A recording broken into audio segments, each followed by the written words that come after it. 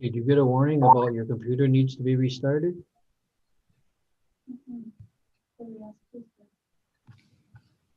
Okay, you guys are now live. Okay, good evening. Being 6:30, we'll call the facilities meeting to order. Roll call shows that all members are present with other guests. You were sent the minutes from the last meetings. What are your desires? Can you hear me? I'll move for approval. Okay, a motion's been made to approve. Is there a second? I'll second. Okay, a motion's been made and seconded to approve the minutes. Any further comments or discussion on them? If not, all in favor say aye. Aye. Aye. Opposed? Aye. Opposed, the same sign. Okay, motion's carried, so the minutes will be approved. Next is public comment. Does anybody wish to speak in public comment? Go ahead, Stacy. Hi. Well, first, thanks for sending the link and having me here tonight. Obviously, I've talked to most of you a few times over the last few months, but just really wanted to give you an update on what's happening at Menominee Youth Hockey. I know that it is on the agenda tonight. I see KT is on the call as well. And KT and I have been working very closely together over the course of the last few months to ensure that our rink is safe. And I truly feel that MYHA has went above and beyond to make sure that this facility is safe. I hope you guys all read my email, but really wanted to highlight a few things. Our ask is that we are allowed to go to, phase 3, as you all approved. I know that, different things have happened in the county, but what I can tell you is at this point, we have not had one child in our program get COVID due to actually something happening here at our facility. Obviously, there have been COVID cases, but all the rules that we have had in place and enforced have led to those kids not having to quarantine a team or spread the disease. And we're taking this very serious. And while you guys approve phase 3, we've made adjustments to that phase 3 proactively on our own to make it even more safe. In fact, KT and I had a call beginning in November about possibly opening locker rooms early just because of the weather. And our board actually decided not to do that for the simple reason of keeping our kids safe. A few things that we've done in adjustment to really what happened originally. When you guys all approved it, USA Hockey had said once kids have their helmets on, they don't have to wear masks under it. We did mandate masks under the helmet. So kids at all time not only have their mask on, but their helmet, when they come in the rink, they're fully equipped, fully dressed. Additionally, we have reduced the phase 3 locker room time to 5 to 7 minutes and are still asking, even in phase 3, for kids to come fully dressed. So really just to tie their skates in there. And then additionally, we limited the spectators to games only, obviously in phase 3, still no spectators during practices, which is a change from the original plan, and only 2 spectators. The original plan had 4. We have, if any of you stop by the rink, which I hope you do, you'd see signage everywhere, one-way traffic, metal barriers thanks to the fair to make sure that people are exiting and coming in the right space. Someone here, every time there's a kid here making sure that they're following the rules. And we also have a director of nursing in our program who has volunteered to be our sort of COVID expert and handle all the contact tracing as we head into phase 3. We're actually calling it like phase 2.5 because we really don't plan to go to a full phase 3 and all the rules that were in there. There'll be no concession stand, etc. So I just really wanted to speak to you. I know that the school board did vote for high school hockey, and we also have a commitment to them and Stout who do plan to play games under our restrictions. And I guess sort of lastly is, our teams have been playing for a month, not here obviously, but away. And I'll tell you, we have the safest rink in the area.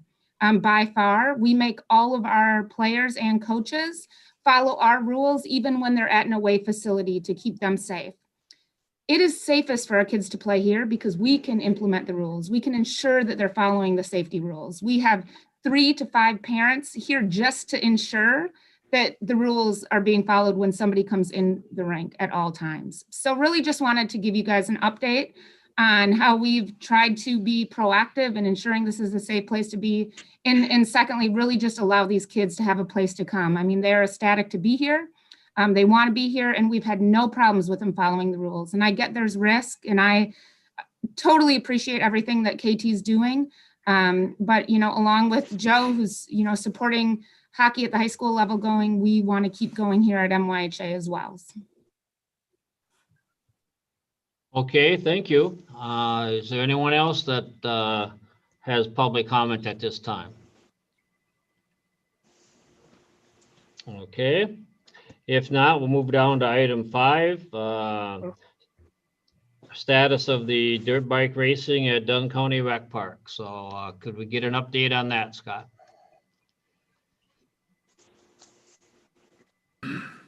Yes, I reached out to Mark Thomas and Mike from the Arkansas Cycle Park. And Mark Thomas had not heard anything since our meeting at the racetrack to take a look at things. I contacted Mike. He was having trouble getting a good aerial view of the racetrack.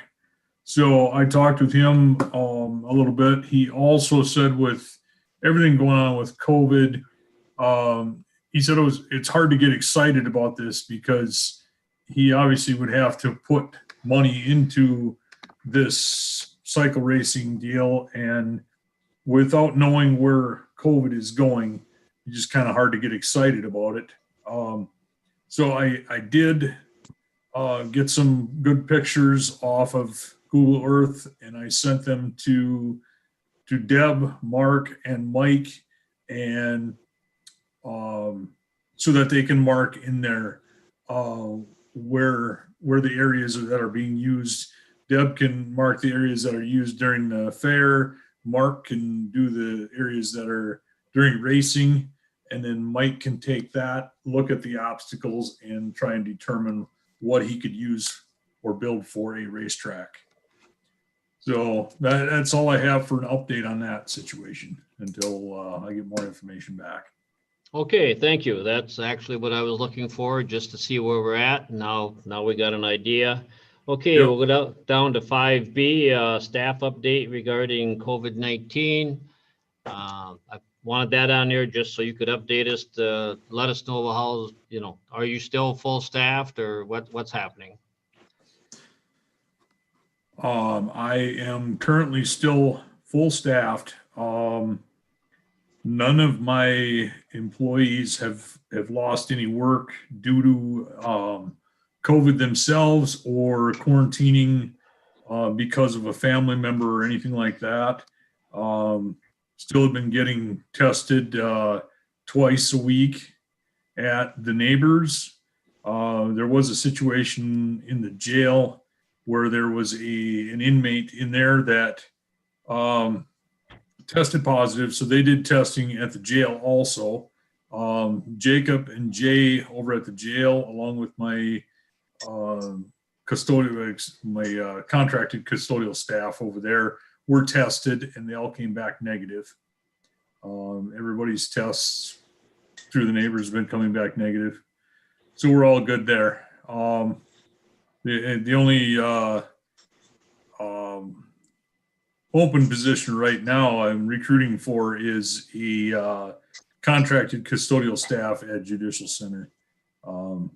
We had a custodial staff that through Express that has been a very good, reliable employee. And then all of a sudden she had 4 no-call, no-shows in a row without contacting me or Express. Express sent a police officer to do a wellness check, and she is safe. She's fine, physically, fine. I did have a rather long talk with her, and there's more issues going on. I decided that with the 4 no-call, no-shows, I wasn't going to tolerate that, so I let her go. And Express is recruiting for a replacement person. Okay, sounds good. Thanks for the update. Yep. Okay. We'll go down to item 6, staff and recreation reports, fair and fair board. Deb, what do you got for us? I don't have a lot. I did send everybody the report.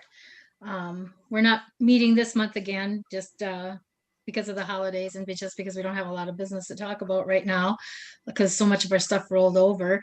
I do want to let you know that you probably see my background, I changed it quick.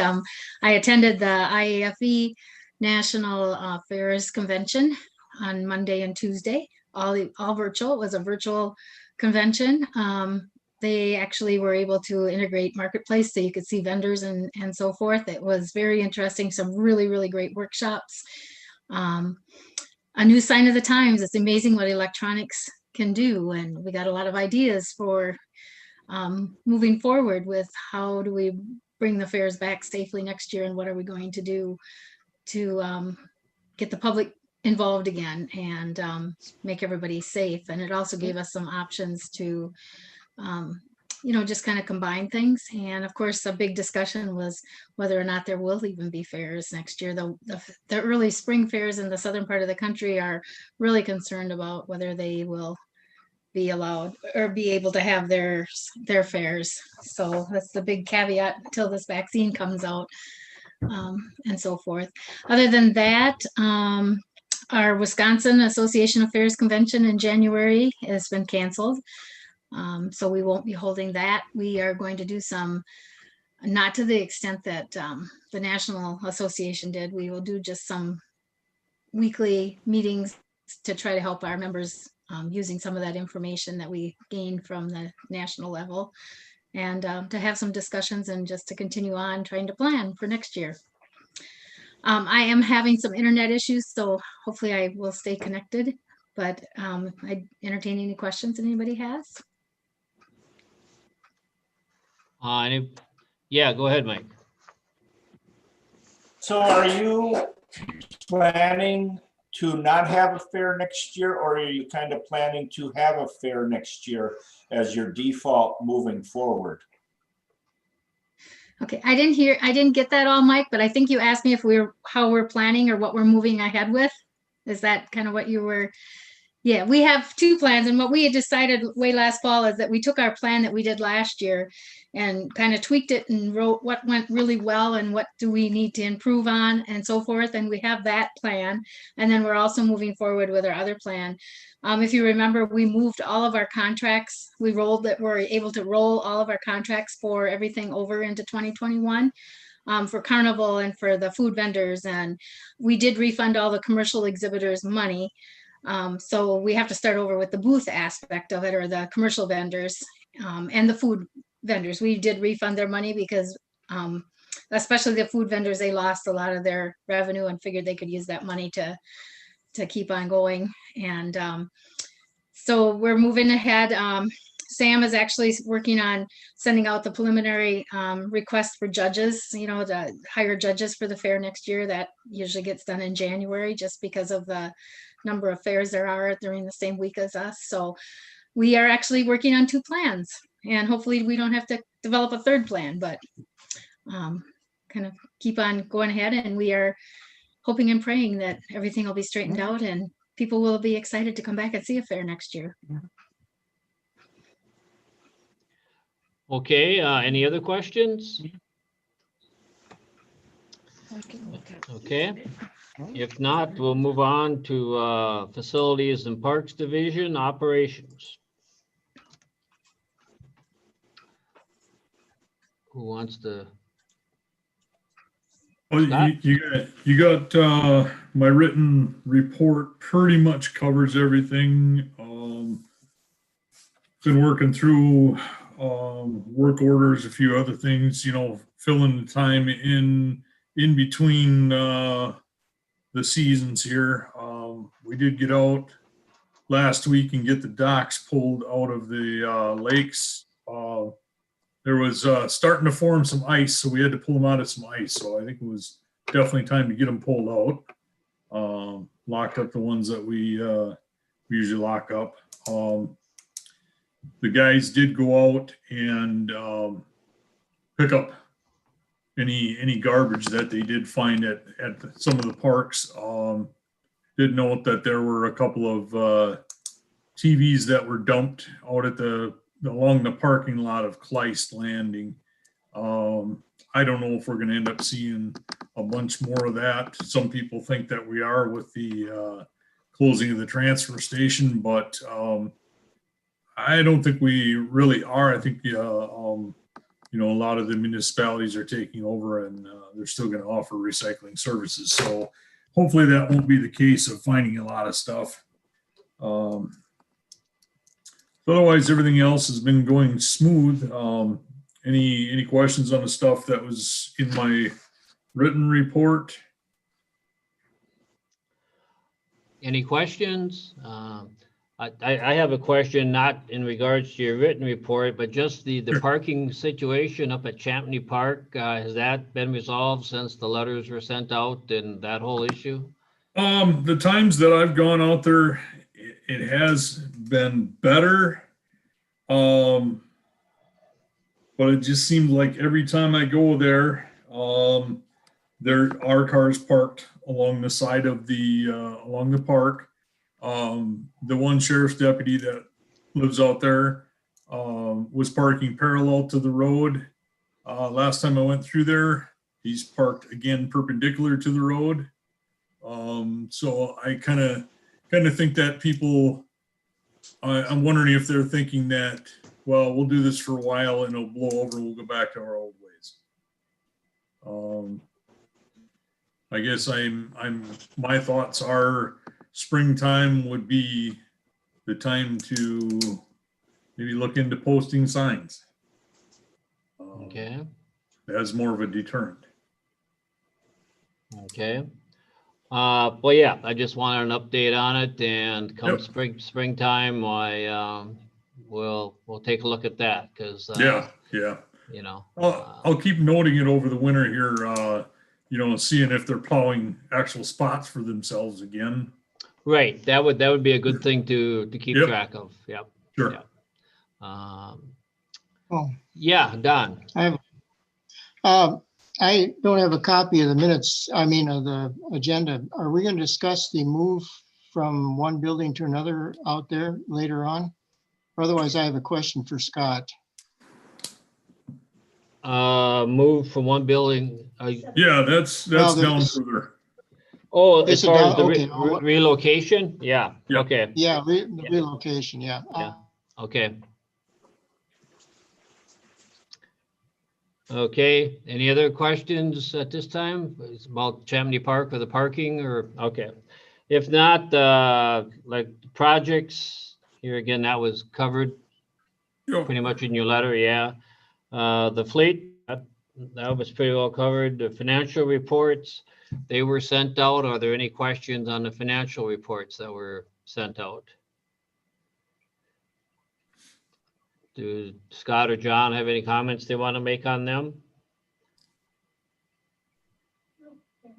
Can't hear you, John. Can you hear me now? Yes. Not now. We lost you again. Hey, how about now? You know? It's spotty, hit and miss. How about now? Yes. Okay.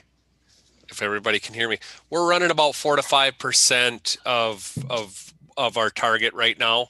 So I anticipate we're going to come in pretty close here to right on budget at the end of the year. This is all the way John McLaughlin was able to run a report on yesterday on the 1st.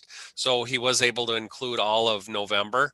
So we have 11 of the 12 months of the year.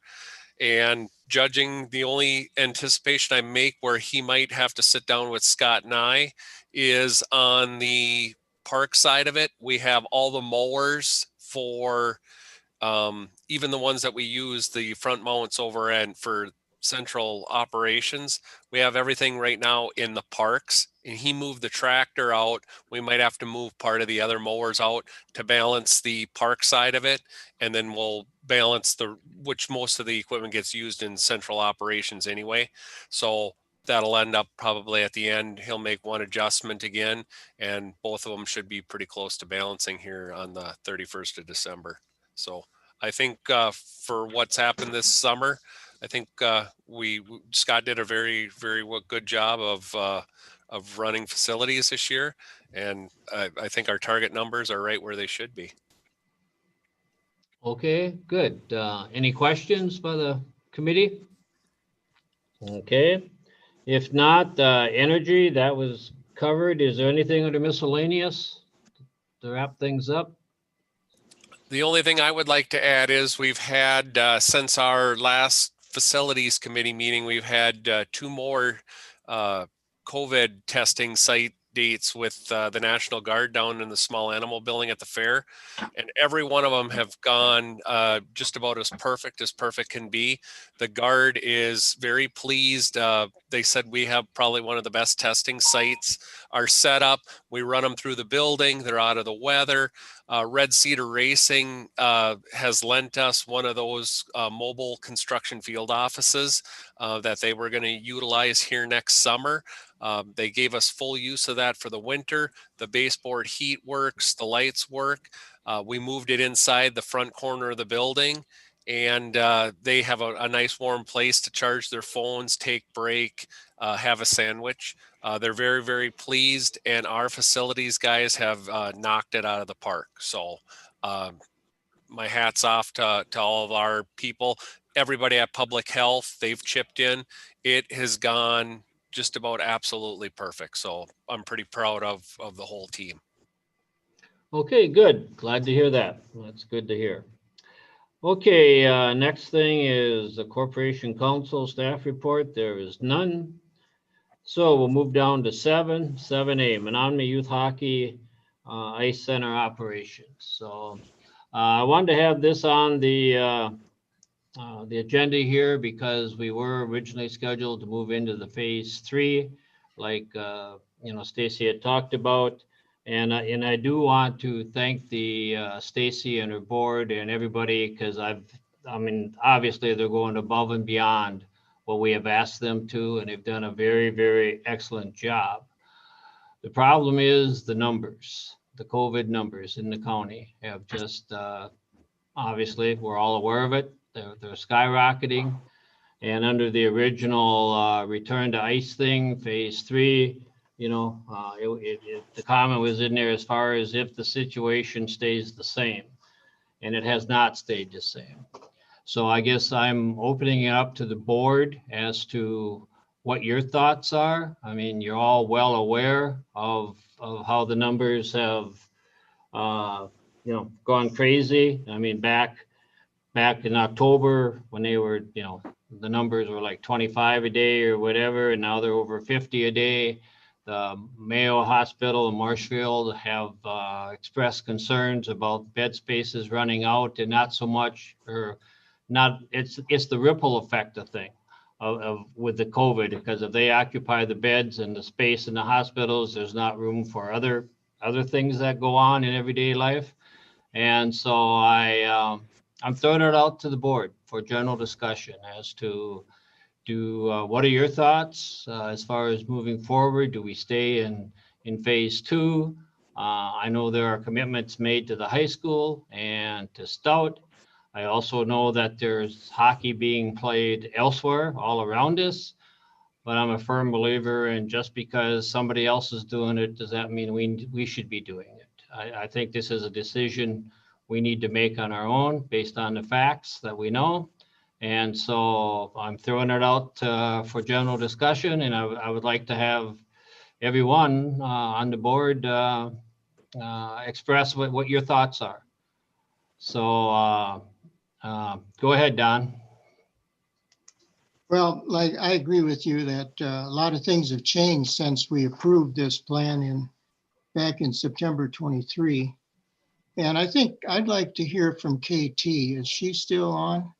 Yes, she is. How she fits in. Okay, I'd appreciate it if she would comment on this before I say anything. Not yet. Thank you Okay. guys for letting me join your meeting today. So about 5:30, I sent out my official recommendation that we restrict the use of the Finetti Ice Arena to phase 2 of the return to rink safety plan. So that's based on a couple of things that Supervisor Maves gave you a overview of. One is that the conditions have changed. So back in October 1st, we had 633 cases total. Now we're at 2,863. We are seeing a doubling of daily cases. We are handling about 50 cases a day. And before that, back in October, we thought we were handling more than we could handle at 24.5 or almost 25 cases a day for the 2 weeks beforehand. So that's significantly changed. And then as Supervisor Maves had shared, our hospital systems are overwhelmed. And it's not just me looking at the data behind the scenes in EM resource, it's also that the hospitals are being very open about that. And you're hearing how they're being creative to find more space. Our hospital systems are now sending people home with what they're calling hospital at home, and they are in a hospital bed. They have monitors at home. They have hospital type treatments and monitoring going on. They have Bluetooth monitoring for folks that don't need that.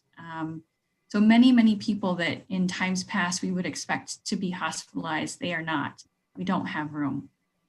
And then hockey. Hockey itself is a high risk sport. People that love the game, that love the excitement, that love the activity, people are in close contact, physical contact with one another. They're breathing hard. They're in each other's space. They're playing the game. And we have case studies that show that COVID moves among hockey teams very efficiently because of the way the game is played, because of the close contact.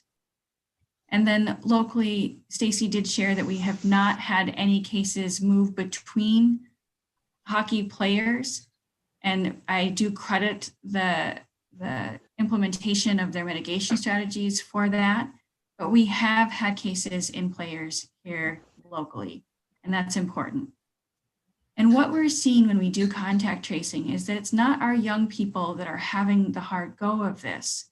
They're typically mildly symptomatic, oftentimes asymptomatic. It's their parents and their grandparents that get it from them that have the really tough time. And we're seeing so many families being impacted through close contact spread in the household that we can't consider just the hockey players themselves and adverse health outcomes, but we need to consider the whole family and indeed the whole community. Thank you.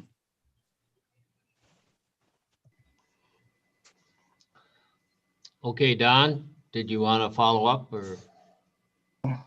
No, she said it pretty well. I just can comment that my daughter is a nurse in the Mayo system and she can verify everything KT said. It's pretty hectic over there. And I think one of the things I read too, that kids don't tend to show symptoms, but they're excellent spreaders. And so that's another factor. And I think we should go back to, I think we should stay at K2 just because when we did approve this back in September, we said that as a contingency to continue to work with public health. So that implies to me, the way I voted, I assumed that if things got worse, we would stay at K2, at phase 2. So that I hope we. Okay, Mike, what are your thoughts? I guess when we first off, I'm certainly concerned about the overall health and concerned with the numbers that we're seeing. I've always been a proponent of allowing things to open up and go on and let people make their own choices. I do move forward with more caution than in the past. And the seriousness of it is certainly becoming very apparent. With that said, I have been contacted by a number of people involved in hockey, and I've reflected on the relationship between the hockey and racing. We didn't open racing, and I thought, why did we then open hockey? The main reason that I understand is there's nobody in the stands for the hockey. And what I was told, and I'm not sure if this is 100% correct, is the kids are not dressing in the locker rooms except for the goalies. So they're not having the interaction there. They are interacting on the ice, of course. So I guess I'm leaning toward the fact that Stacy is doing a real good job, and the hockey seems to be doing a real good job, along with both Stout and the high school moving forward with their programs. I'm leaning toward allowing them to move forward is where I'll stand on the issue. Okay. Ron, what do you think? Well, I think we should kind of hold back because I think things are gonna get more worse than better because after Thanksgiving and all, and I kind of thinking that we don't want to overwhelm the hospitals and overwork our health workers because they are dwindling faster than the people are dying. And I think we should just hold off as much as we can. Okay, Tim, what are your thoughts? Can you hear me? Yes. Okay, I had the headset on and I was trying to talk and nobody could hear me. Oh, So I switched back to my earbuds okay. because I know that's worked in the past. My thoughts, I agree with everything that was said, and I agree wholeheartedly with Katie Gallagher and what she said about when we reviewed this originally, we were kind of at a steady state. It was rising, but we didn't have a big spike at that point in time, which we've had, and we continue to have. And from what I understand, the health department is overwhelmed and has had to bring in the state to help do some of the contract tracing that they've had to do. And I know that hockey has their own nurse, and they were talking about doing their own contract tracing, but I think it might be wise to kind of extend phase 2 and allow us to rethink about phase 3 at a later time. I really do like the idea that, we should start opening things up, but we really need to be cautious about doing that. And I think with the numbers as they are at this time, I don't think it really warrants opening up to phase 3 yet. Okay, thank you. Dave, what are your thoughts? I'm having a hard time remembering what the difference was between phase 2 and phase 3, first off. But as far as the kids playing, I know it was just in the paper about Boyceville School went changed, and they're all at home now doing it on the internet. And the reason they did that was not because the kids, it was more because of the staff, the shortage of the staff and stuff. And Glenwood City School went the way I understand is their high school is out, but their grade school is still going to school. So I think the kids playing hockey isn't so bad, but I can't. Like I said, I don't remember the difference of the phases, but probably there shouldn't be people in the stands, and it sounds like otherwise they're doing a pretty good job.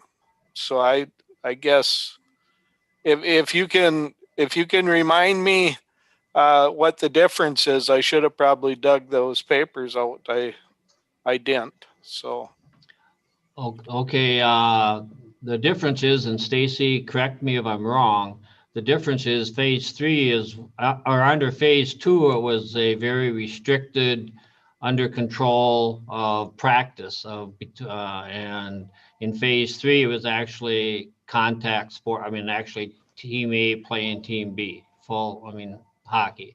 Is that correct, Stacy? It is correct in a sense. The difference is phase 3 also allowed our concession stand to open, our locker rooms to open, and all of those things we've removed. So technically the new phase 3 is we've adjusted, and as I noted in my email, is that we would just go to gameplay at our arenas with all of those same strict requirements. And I understand that hockey is a contact sport, and I know there was a case study from Florida, but our teams are playing games and have been for the last month in different communities across the areas. So we already are in gameplay. So virtually phase 3 does not change anything except the fact that there would be games at Finetti Ice Arena, which is a much more restricted environment than most of the arenas we are already playing games in. Okay, thank you for the update there. So, okay, Deb, yes. You have a question. I just want to just mention too that all of the extra cleaning and so forth that the Menominee Youth Hockey is taking on, they bought the sprayers and they're using those. They're using crowd control gates so that people aren't intermingling when they're leaving and entering the buildings. There's a lot of different things that they've gone above and beyond, you know, even when they first started talking about playing, and have implemented to try to keep people safe. And, you know, by taking a lot of those things off of phase 3 and not doing that and just opening up for these games, but still limiting spectators and so forth, I think they're working really hard to keep everything safe. And keep in the back of your mind that kids need something to do. They need an outlet for their mental well-being and for their physical well-being. And I think it's really important that kids have that opportunity to do some of these activities with so much of their life being turned upside down. I guess pretty much Stacy pretty much laid it all out, and I guess I would support her as a fair person and knowing a lot about this disease also. And Tim, about the controls in place. Okay, Tim, you had raised your hand again? I did. I raised my hand because trying to think about this rather than phase 3 with concession stands open. From what I understand now, it's like a phase 2.5. It's somewhere in between phase 2 and phase 3.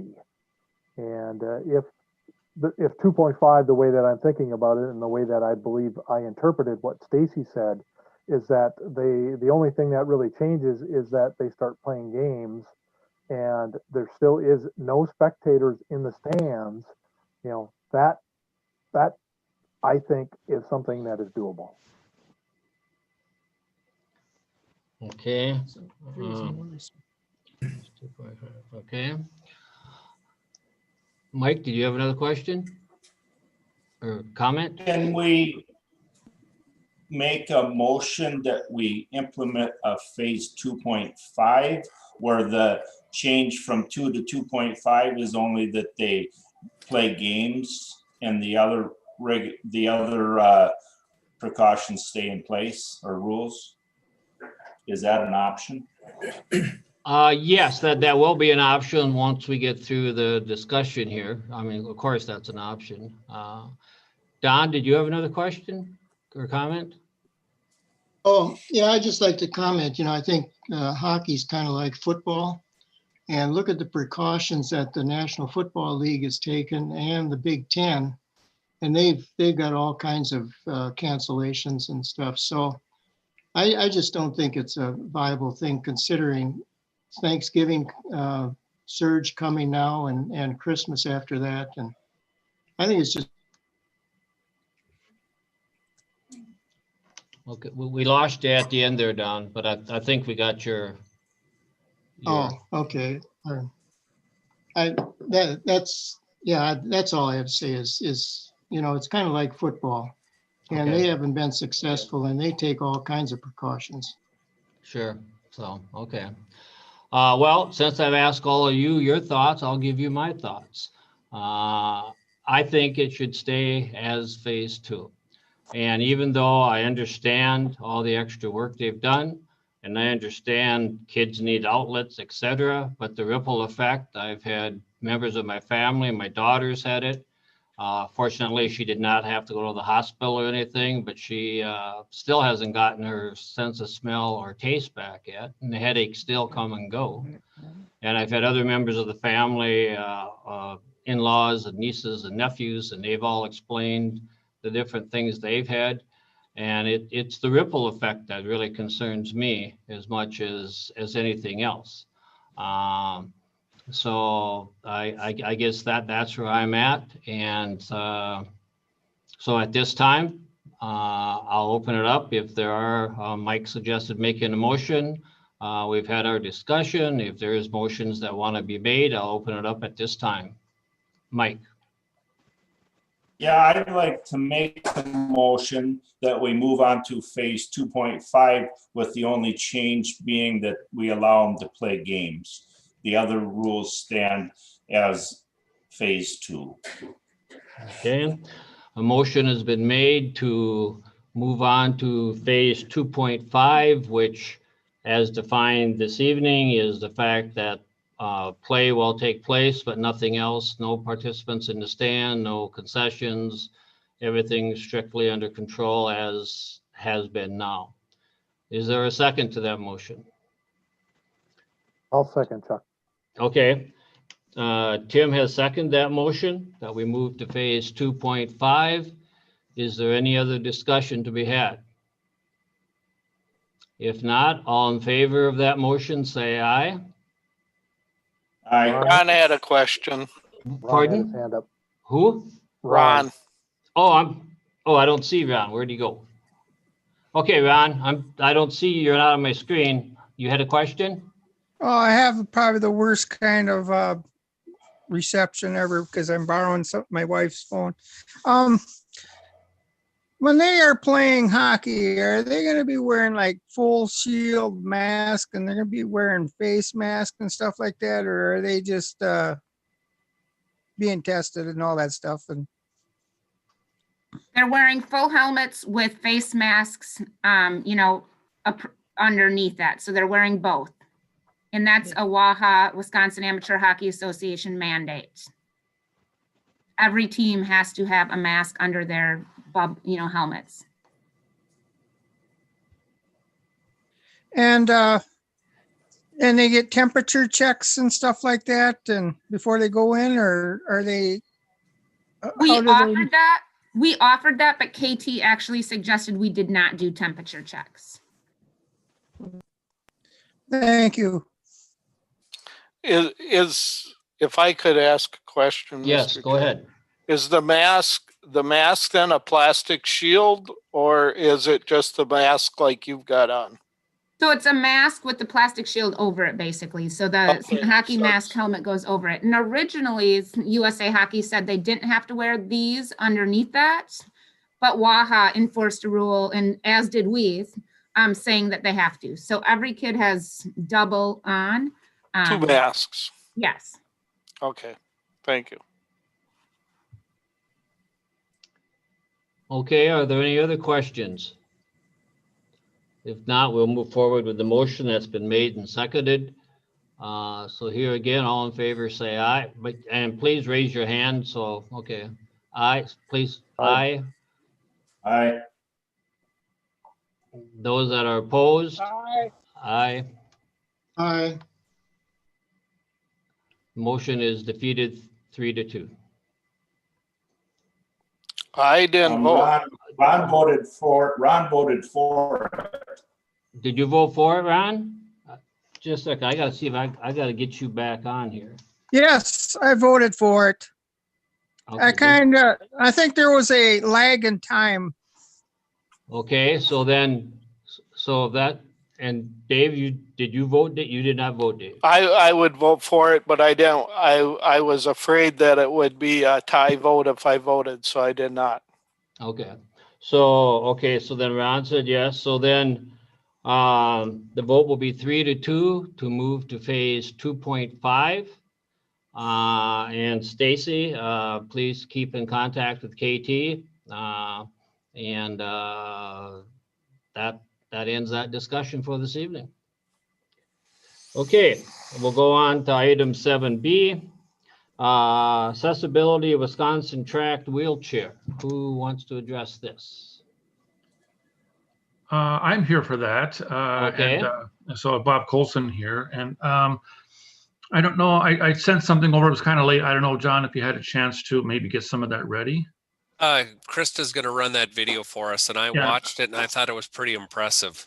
Yeah, there's about a 3-minute video that I would like the committee to watch, and then have a little discussion, and then see where we go from there. So, but let me just set it up, the video up, that this is a group, Accessibility Wisconsin is a group that would provide at no cost to the county or to whoever the community that receives this an all-terrain wheelchair and a trailer to move it around so that those in our community that have mobility issues and wanted to check this out, that there would be a host and there would be a mechanism for them to come and check it out at no cost to those people other than signing some waivers, and then they could use it, bring it back. The host, the Accessibility Wisconsin, they would take care of all of the major maintenance issues. They would certainly would welcome any kind of contribution, and they would ask that whoever is the host, that they would run some campaigns, some to help kind of offset costs. And I've talked with members of some of the service organizations, and specifically the Rotary, and they're interested in partnering, but they wanted to know before that that the county is interested in moving ahead. And so with that bit of background information, that it wouldn't be only on the county, I think that maybe that might help with a little bit with the video, and then we can go into what's in the program. Okay. Okay, I'll get the video started. Thank you, Krista.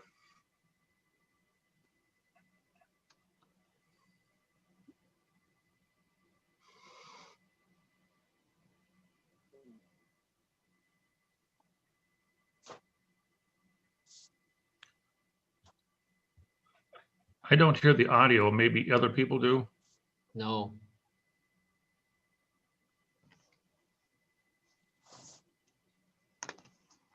I don't get it either. There we go. Here it comes.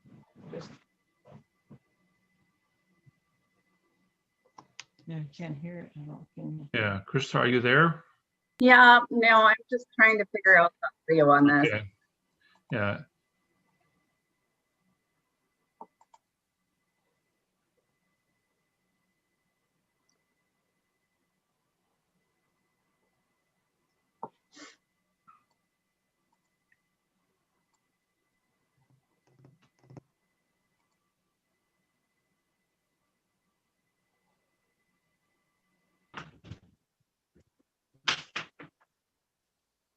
This is a crack IT lady.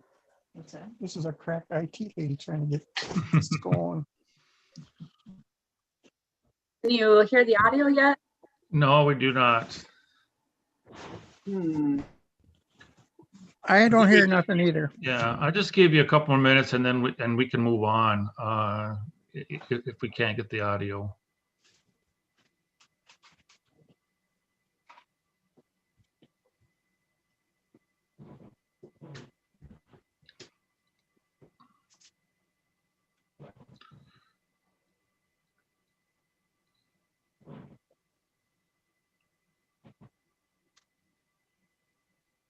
How about now? No. Okay. All right. We can move on, Krista. Thank you. The host or the narrator in that video, the woman that you saw, she is a woman that's disabled, and she became disabled pretty late in life, and a friend of hers came over and had one of these all-terrain wheelchairs, and I don't know if you've seen them, but they're tracked, and a friend of mine, a good friend of mine, who had a horrible accident a couple years ago, he has one, and they will go up about a 6-to-1 slope, which is a pretty steep slope, and they're very safe. They won't tip over, or they shouldn't tip over. I mean, you can probably tip them over if you try. But the woman in the video, she was exposed to one, and it just opened her eyes in terms of being able to get out and about and see some of the nature that she was unable to see out of her other wheelchair, because the wheelchairs that you see people running, you know, that are electric wheelchairs, you know, they have 6 wheels. And it distributes the weight, but they're pretty narrow wheels, and you really can't get off very far off of a hard surface and really get out and about. So this program, this woman saw that, and so she started this program, and through fundraising and through grants and other means, started the program where they will provide, AAW will provide the machinery, as long as there's a host that would, you know, check it out and make sure that it's accessible. So if we could bring up the memo of agreement or understanding, Krista, do you have that? Yeah, just one second. I didn't realize that you wanted me to bring that up. So I'm sorry, yeah. Which one was it that you wanted? The memorandum?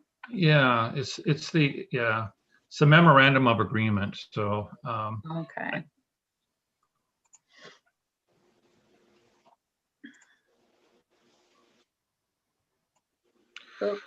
Okay. So if you want to just scroll down and stop right at so we can see number 3. So this is what AAW does. You know, they'll provide the equipment, and they will provide the training. They will keep track of the donations and any major maintenance, and they will cooperate with the host on any fundraising and marketing needed. And so the fundraising and marketing is really to maybe offset some of the maintenance costs going forward. So if we could scroll down, please. So these are the things that the host would be responsible for. And like I said, I've spoken with Bob Rosendahl out at Rotary, and they're interested in partnering and collaborating with the county. Basically, they would take on just about everything in there except for item 1 is provide storage. And so if the county would have a place to store this and a place to plug it in, so there's storage and the electricity, those are the two main things that the county would be kind of responsible for. And I guess I don't want to speak for John, but you folks are aware of whether there is space that could be made available. And then there would have to be somebody at the county that would work with Rotary. So if somebody wanted to check it out, that, you know, they could make it available so they could get in, get it hooked up, get it out, and then somebody to check it back in. Those are the main responsibilities of the county, and most everything else would be of the partner. And so rather than go through everything right now, I will email this to the committee, and I guess I would ask that, first of all, if there's any questions, I'll answer some questions. But what I'm looking for tonight would be just either no, we're not interested, or yeah, we're interested, and then see if the Rotary is interested, and then I would come back to the committee with a more detailed discussion where we could go item by item and figure out what the county could or couldn't do, and then figure out going forward contacting AEW and see what it would take to get an application in and to see when we come back. Rotary doesn't meet until January, and so there's plenty of time, and we're not going to be out and about in this thing. I'm guessing that there won't be much interest in it, even though it is tracked. There won't be a heck of a lot of interest in the winter time, at least not this year. I think what if the county does move forward on this, it would be I think very beneficial to have some sort of a press release or something that is noteworthy, showing just what we're up to, and so that the community would understand that there is a resource available. So, but with that, I guess I would turn it over to the committee or anyone else in there, and just for either questions or comments, and then I'll do my darndest tonight to answer them. And if I can't, I will certainly find the answer and get it out to the committee, and or bring it back at a later meeting. I did figure out the sound if you want me to play the video. Is the committee okay with that? Sure, that'd be fine. Go ahead, Krista. Thank you. My favorite sounds are just listening to the different birds chirp with their many songs. Everyone thinks, oh, it's so quiet in nature. If you listen, it's an orchestra all in of itself. People think that having a spinal cord injury is all about the wheelchair and not walking, but there are so many other difficulties that one has to deal with and overcome. I have to learn how to redress myself. I have to learn how to cook again.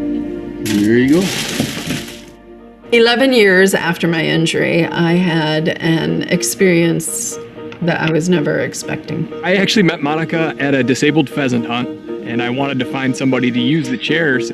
I saw Monica. And he goes, hey, would you like to try this outdoor wheelchair? I was like, well, she probably can't be too hard on the chair. I'll let Monica try it out. It was like I was able to walk again. Just that relief of finally being able to be outdoors and go where I want to go. It was just this big black cloud floating away, and I could see sunshine. So it was amazing.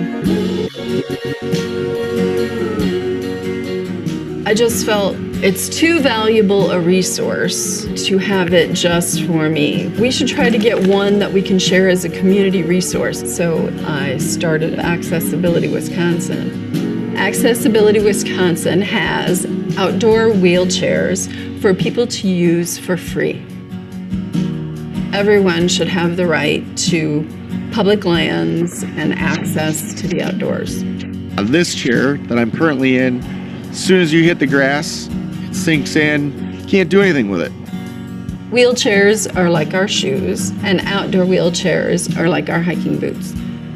These outdoor wheelchairs increase social interaction and decrease depression. She's inspiring in a way, that really makes you want to get out there and be a better person. I think I do more now than I ever did before I was in a chair. The purpose of my life is to help people. A lot of people have helped me. I feel that I should give back, and then they'll help others. It's the ripple effect. If you want to hear more stories like mine, subscribe to AARP's YouTube channel. Thank you, Krista. You bet. Okay, I think it's worth exploring. I suppose Nick would have to look at the agreement thing to make sure it's all, up and up, which I'm sure it is. But what does the other members of the committee think? Any comment? Yeah, Don. Let's explore it. Did you hear me? Yes. Yep. Anybody? Yeah. Go ahead, Tim. You want to know my reaction? Wow. Yes. Okay. Wow, I think that is something that is really big for people that are stuck or limited, not stuck, limited to a wheelchair. Sure. I think Sure. that opens up a whole new world for all of them. And Yeah. I'm for it. Okay. Okay. Mike? I absolutely think we should explore it. My concern would be that once people find out about it, there's going to be such a waiting list that nobody will be able to use it. Well, that would be a good thing, you know. Right, and it's my understanding that based on what Bob has said, that would be the Rotary Club's issue? They would work with scheduling and stuff. I mean, I will be speaking with them and having the same discussion at the Rotary, just so that they understand their responsibilities. And so right now, it's all at the talking stages. I haven't been to Rotary, but I'm guessing that they are going to be as enthusiastic to be a partner if Dunn County would kind of sponsor and be the host, you know. So. Okay, well, yeah, I go ahead. Let's see where it takes us. And I too am very supportive of this. I think it's a great idea. And so, yeah, move forward with it, and we'll talk about it in January. Thank you. What is the meeting in January? Do you guys know yet? Well, I'm proposing January 27th. All right. John, if you could go ahead and keep me on the agenda, please. All right. Well, thank you. If there's no other questions, I'm going to check out of the meeting. Are there any other questions or comments from me? Yeah, Ron's got one. Go ahead, Ron. Do these things ever get stuck? Excuse me?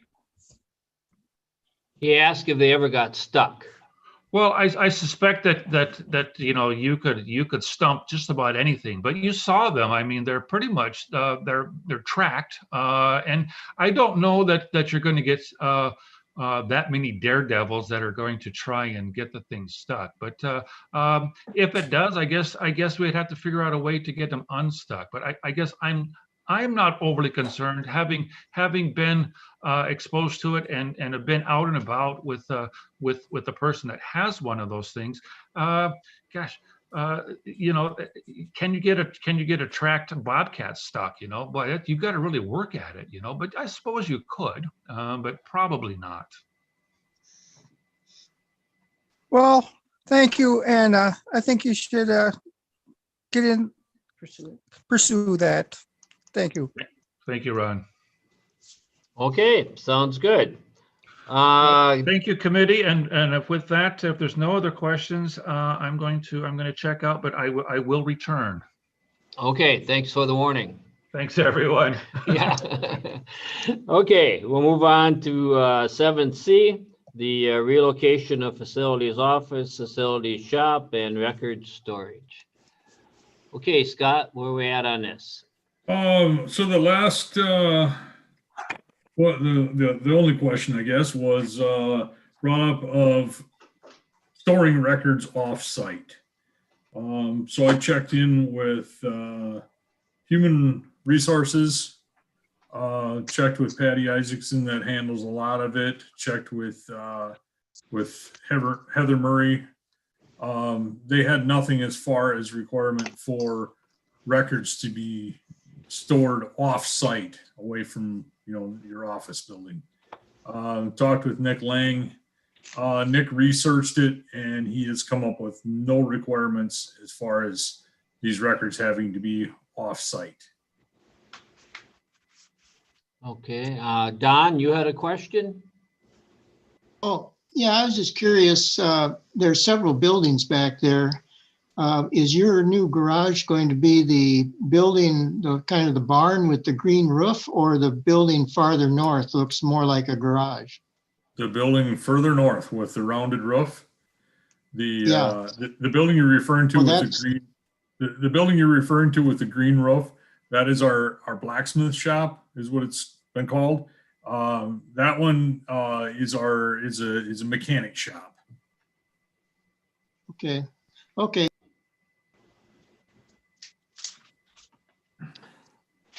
Any other questions for Scott? No?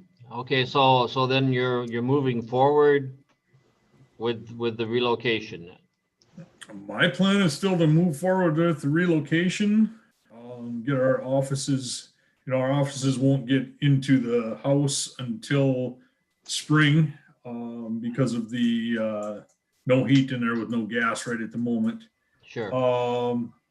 So we're planning. My plan is to do everything that we can to move over the winter, swapping our stuff from our area in CSB with the records that are in record storage, working with human resources to get those records the way they want them. And then we'll get our stuff out into the record storage building and turn that into our shop. Okay. I have not had any feedback from any other departments or anything. Have you, Dave, had any feedback as far as the move? Only good thoughts. Okay, good. So, okay, good job, Scott. Great idea. And yeah, Mike, question. Just like to commend you on thinking a little outside the box, and it looks like a really good idea from where I see it at this point. So thank you for coming up with that and utilizing that building that we otherwise are just losing. Thank you. We're looking forward to the move. Something really exciting for me and all the guys. Getting more organization and a bigger, better shop for using to provide better services to all the departments. I think it's going to be a very good thing. Okay, very good. Okay, 7D, shooting range refuse disposal cost. What's happening there? It was brought up to me a while back. Keith Stry had brought up one of the members, I believe it was on committee and administration, was asking why the county was paying for the garbage removal service at the shooting ranges. And so getting toward the end of the year here, I figured I'd better get it out there, talk to you guys, see what your thoughts were. So the 3 shooting ranges, I looked back on what the garbage costs were for the last 5 years. And then I discussed with each of the presidents of the sportsmen's clubs the possibilities of this, what their thoughts were. Starting with Colfax, so 2020 was $455, 2019 $600, 2018 $500, 2017 $630, 2016 was $440. So say that $400 to $600 range per year. They have a lot of events out there, and they have there's a lot of garbage that goes into that dumpster. They really, I talked to them about it, and they say, well, if it's something we have to take over, we have to take over. They're more than willing to do their part and take it over. Boyceville Range, for whatever reason, this year they only had $50. In 2019, they had $0. 2018 was $300, 2017 $200, 2016 $275. So they're in that $200 to $300 range per year. Again, I talked with the president there of the club, and they would more than willingly take over the cost of it. They prefer to run with the minimal amount of help from the county. They would like to run it themselves, and there's the only thing that the county would actually do out there would be taking care of the restroom facility as far as pumping it and washing it down, which we do. Otherwise, they pretty much stay self-sufficient. Menominee, 2020, was $505, 19 was $470, 18 $460, 17 $565, 16 $355. So they're pretty much, you know, 400 to 500, pushing the $600 mark per year. Talked to Duke out there, and Duke wanted me to let the county know, or let you guys know, how much maintenance they've done out there, how many volunteer hours they've had out there. A lot of volunteering has gone into fixing it up. It does really look nice out there. Compliments all the time on people coming out and using that shooting range. And so their costs, one of the reasons they figure that the costs were higher is because they did a lot of improvements, a lot of painting, a lot of cleanup, a lot of that stuff. And looking back at the 5 years, it's really been pretty close to the same all 5 years. I don't see an increase because of the maintenance that they've done out there. And then their costs are also a cardboard dumpster out there. So they are recycling the cardboard, which after the 1st of January, when the transfer station closes down, Menominee Disposal will turn that dumpster into a commingled recycling dumpster.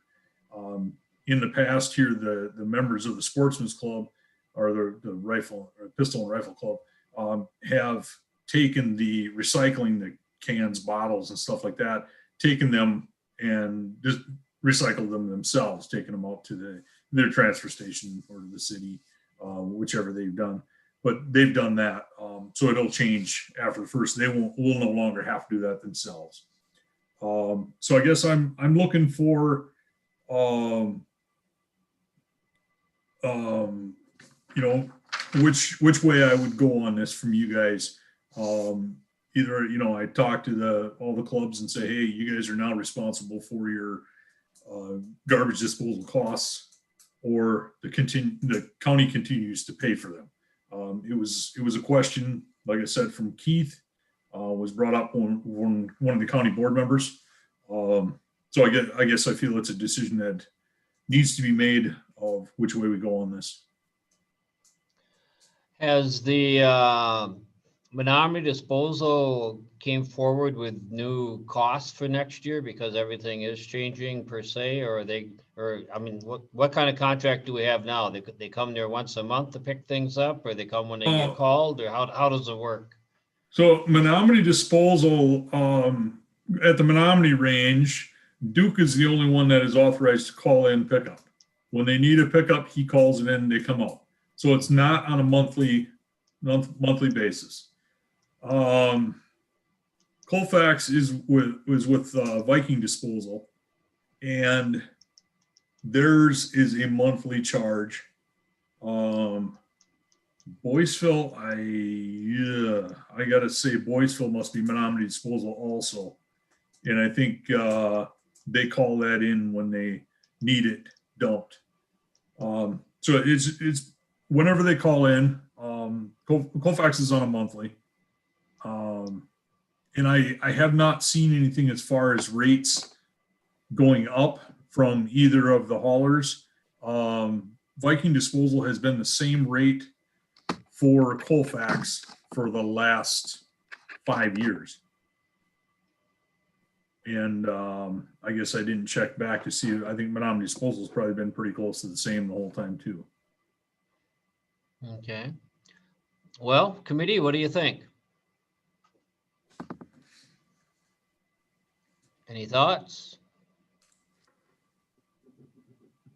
Tim? Well, my thought is obviously the costs are minimal currently, but I guess I do have somewhat of a concern because these dumpsters are out in I know Menominee's is out in the country. Boyceville's is kind of just, it's in town, but my concern is that with the closing of the Duncan solid waste department, is that we're going to see more and more people trying to figure out ways to get rid of their stuff. And I have a concern that they're going to use these dumpsters to potentially get rid of some of their stuff. Okay. Any other thoughts? Mike? So explain to me what, we own the park or the shooting range and then they manage it. And in the past, we've always paid for the garbage. And is there now a concern about that or an issue with that? So yes, it is a county, the shooting ranges are considered county parks. And, you know, they are run, managed by each of the clubs. And there's always been in the past just a verbal agreement with the past facilities managers that the county would pay for the garbage removal for the dumpster service at these parks. Nothing in writing that anybody's aware of. Don, you have a comment? I was just wondering, how much of a burden would that be for the clubs to take over the garbage hauling? Now, you say Boyceville does it already. Would the other two, would that create a real problem for them? So Boyceville would be willing to take over the costs, and because it's like they don't want any, you know, minimal help from the county, so they'd be willing to do it. You know, it comes out to be what some of them $40 a month would be what it would come out to be if it's not emptied monthly. You know, obviously in the wintertime, they're going to have less people coming out there. They're not going to have a garbage pickup, a garbage service, because they're not going to have a dumpster to be emptied. Less going on. In their busier months, they're going to have maybe more, so then it'll even out. As far as them taking on the costs, you know, I don't see that it's going to break them. But I don't know for sure how their budget is. Okay, Ron, what do you think? I don't know. Still trying to figure out how to get my stuff to the dump, but I think that like Don, I like how his idea was, you know, see if they could take care of it, and if not, we'll probably have to get, you know, like Viking and probably some other companies that haul garbage and let them take care of it. Okay, Dave? Well, I understand that we've got to try to cut costs at the county, and I'm sure that's where this discussion came from at admin. I don't remember it exactly, but I can understand the question because admin goes over all the bills, and we've got some new people on there, so they're asking questions. But the thing is with the rifle ranges, we wouldn't have near as nice a rifle ranges as we have if the county had to pay for everything. In fact, we might not even have rifle ranges if the county had to pay for everything that goes on out there and all the maintenance and the upkeep and running it. So it's kind of a small expense when you look at it for the whole year for all three of them. I do have the same concerns that Tim has, though, over garbage, just like I have along the roads and everything else. So whenever you have a road going in, I know most of them have gates. Boyceville and Menominee do anyway, for sure. I think Colfax does too, if I remember right. Yes, Colfax has a gate. But, you know, Colfax, you can get off the road and drive in there and you could dump something and then leave. And that might be an issue we're going to have to deal with all our parks. So I don't think that issue is going to be any different at the rifle ranges, but I guess I just think they do so much for the county already that we don't have to pay for or have that expense. I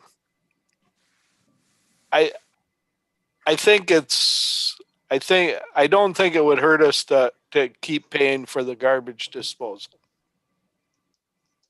Okay, and I agree. I mean, when you think about the economic impact that the Rangers do bring, the amount of shooters, especially at Colfax and Menominee, and Boyceville too, they have shooters. I mean, I think the cost of the last 5 years is more than offset by the buying of gas and stuff in Dunn County by the shooters. So I guess I would propose just keep monitoring it. If all of a sudden, if what we're afraid of does happen, we in my opinion, we can address it at that time. But for now, I think it's a small price to pay for what the volunteers and what happens at all 3 of these ranges, because they are some very nice ranges. They're very, very nice. So I guess for now, my input would be let's just monitor it. Let the range masters know that we'll keep an eye on things, and if we need to address it later on, then we can address it. I think that's the way to go. I think so. If anybody disagrees, speak up. Let me know. If not, we'll just keep monitoring it. No, I don't disagree at all. And the answer to Keith would be that's the agreement we have to for the small expense that the county has to keep those ranges open as parks. Sure. Yep, I agree. I don't think that we're going to have a problem with people putting their garbage in the dumpsters out at the ranges. Colfax is quite a long hike from the road. It's gated. They also have cameras up. Boyceville, it's quite a ways back too to get back there. It's gated. Not sure that if Boyceville has cameras or not. Menominee also has cameras. Menominee's closer to the road, gated, but they do have cameras up also for security. So that would help on that. The only other way that there would be extra garbage put in there would be by club members, or if members of the public, brought it in while they're there and threw it in, and the members of the club did not reinforce that that's not for personal garbage.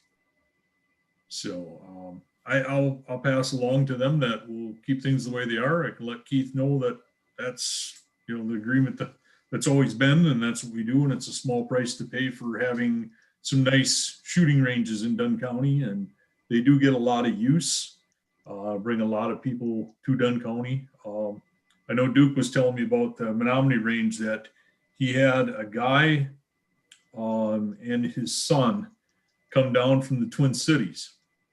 It was cheaper for him to come down, drive down to Menominee from the Twin Cities with his son and spend the afternoon shooting, and then take his son out to eat in Menominee. It was cheaper to do that than use a range and shoot in the Twin Cities. So people are willing to come to a nice park like that. Okay, Tim, you had a question or a comment? Very good point, Scott. Dave, Chuck, good points. One other way to think about it is, with all this, and it was touched on briefly, with all these people that come into Dunn County to use the park, the revenue that's being generated locally in regards to that far outweighs the $1,250 a year for garbage service for all 3. So if we're looking at saving $1,250 or even $1,500 a year with the revenue that's being generated locally in regards to that. they're looking at small things. I think we need to potentially look at bigger things for saving money. I don't think this is a big issue. Okay, sounds good. Next one, item number 8, considerations of reports, resolutions, and ordinances to be recommended to the Dunn County Board by the Facilities Committee. There are none. Next meeting date, January 27th, 2021. Is what we'll put on the calendar. And with that, I guess unless anybody else has any other comments, thank you for joining and have a Merry Christmas and stay healthy. Take care. Thank you. You too. Everybody Yep. stay Thank healthy. you. Merry You too. Christmas. Yep. Everybody Merry stay Good night, healthy. everyone. Stay healthy. Merry Merry Christmas.